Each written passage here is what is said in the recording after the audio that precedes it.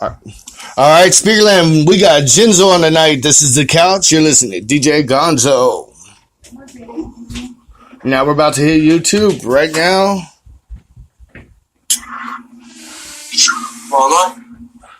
Boom. Get your dog. This one. Which one? Come here, Jake. You can come in too. My dog had to come in. Say hi, big guy. Sure, big guy.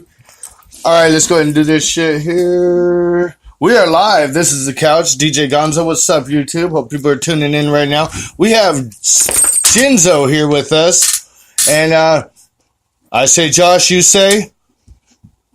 Josh Murray. Murray, there you go. Totally off on that one. Alright. Alright, anyways, we got Jinzo on. Jinzo's a juggalo. I'm a juggalo. We're all juggalos. My dog's a juggalo. He just don't wear face paint. Whoa, whoa. All right, Jinzo, tell everybody a little bit about yourself here, because you've been doing some things this last year. Well, my name is Jinzo. Real name's Jordan. With my homie Voodoo, my brother. Star on a TV show with Killer Mike. I'm satanic, and I'd like to consider myself a dope rapper. Okay, guys, thanks for stopping by. That was a great interview. All right. Okay.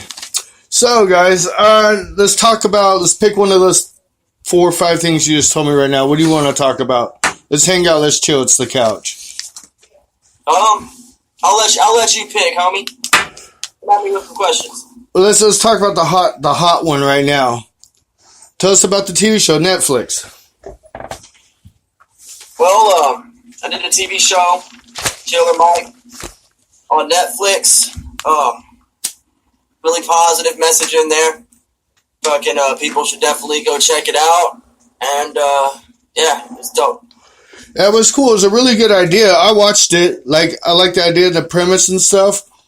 But I wish they could extended it for more episodes and shit to be able to get more of the personalities of the people in that 5th episode. You know? I agree. I saw something about them talking about a 2nd season.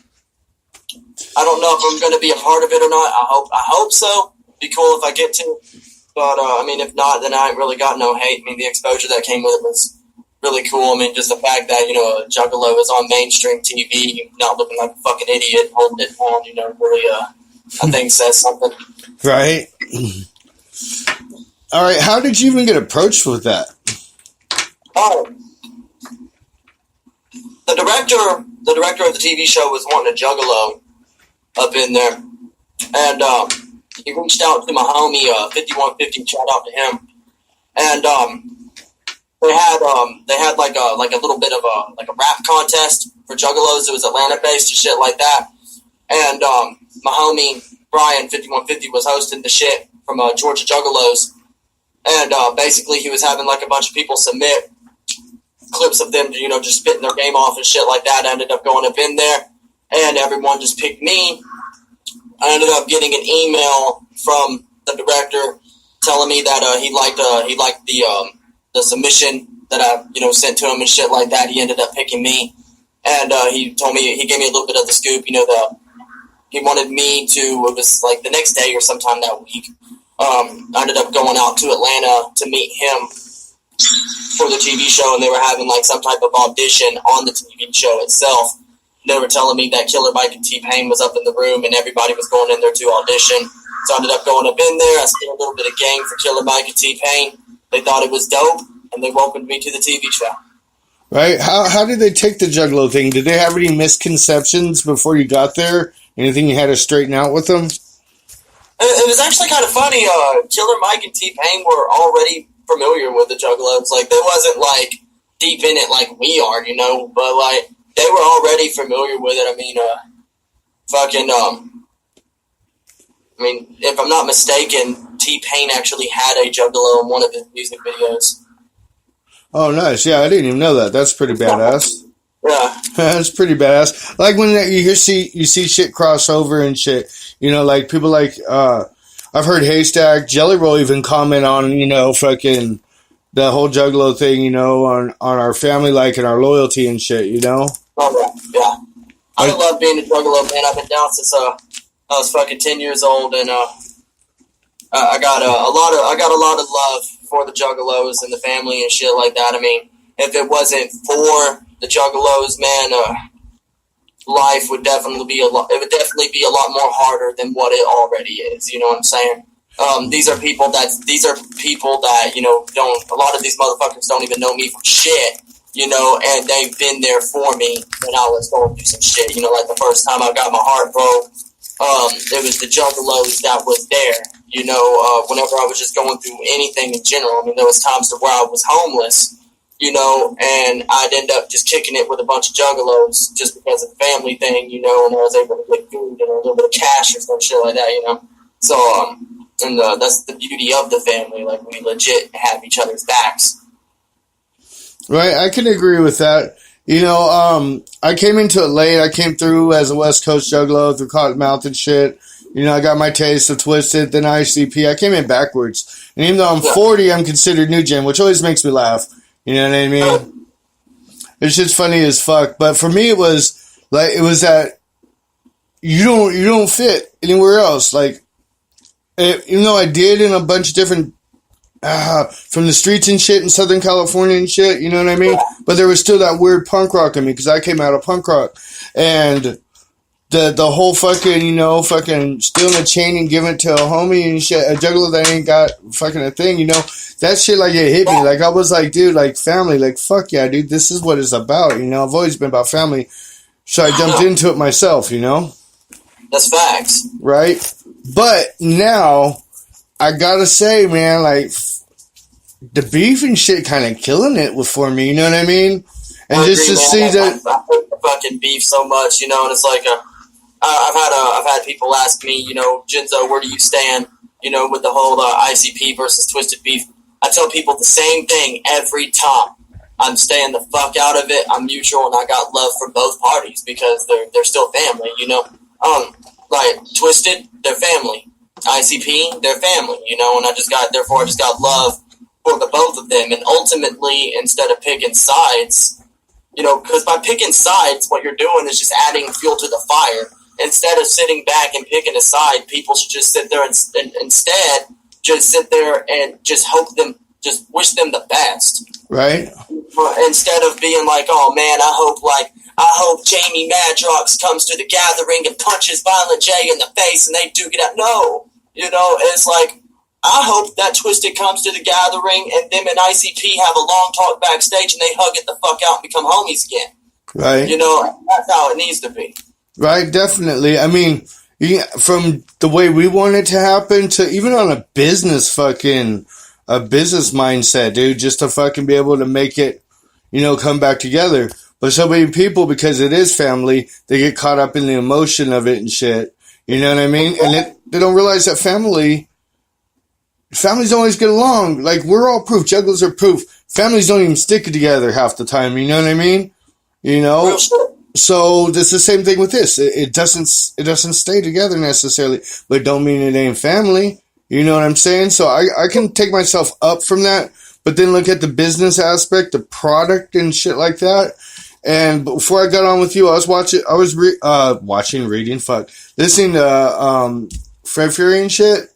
Yeah. I'm about halfway through. I think I gotta listen to it again because it just... Nice fucking album. You like it? See, I don't like it. So far, I don't.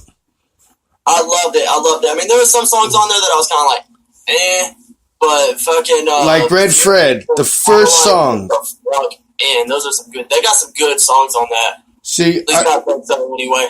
Like, I got in like 6-7 songs so far. That first one just kicked it off bad for me. The Red Fred... Like in the chorus, I was like, man, dude, what the fuck? Like, this ain't something I can sit and vibe to. I'm just like, come on. But each his own, fam. Right? Absolutely. You know what I mean? Fucking, I don't know, bro. Like, I don't jump on either side of it, but I can look and make opinions on what I think's doing better on the business. Who's, why everybody left one and not at the other. Like, there's got to be a bunch of shit going on.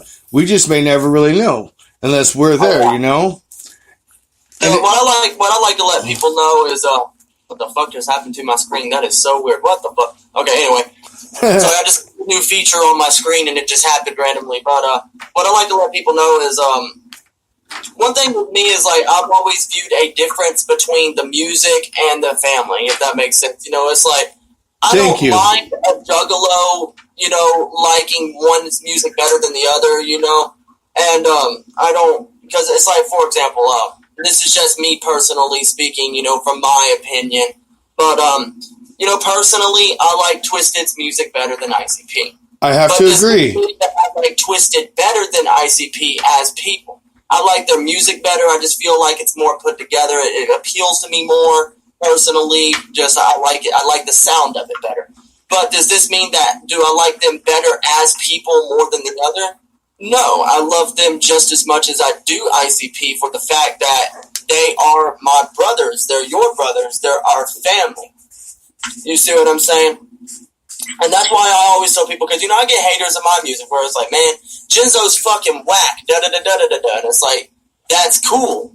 I don't really care because that's not the message that I don't really care if people think I'm dope or not. What matters is my message. It's about the family love. Right? I can 100% agree with that.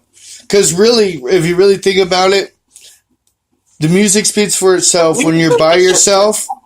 When you're by yourself, but the whole fucking family thing, everything, was that song came on, you were chilling with some homies, and you guys are all in on that song, you all vibed to that song, it enhanced, you know, that feeling of family.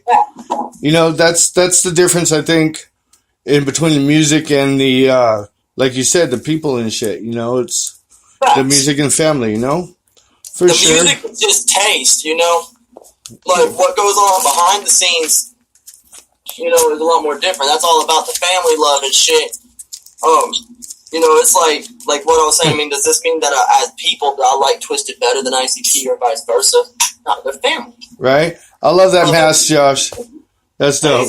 Weird ass motherfucker. This is Josh Murray. This is Josh Murray.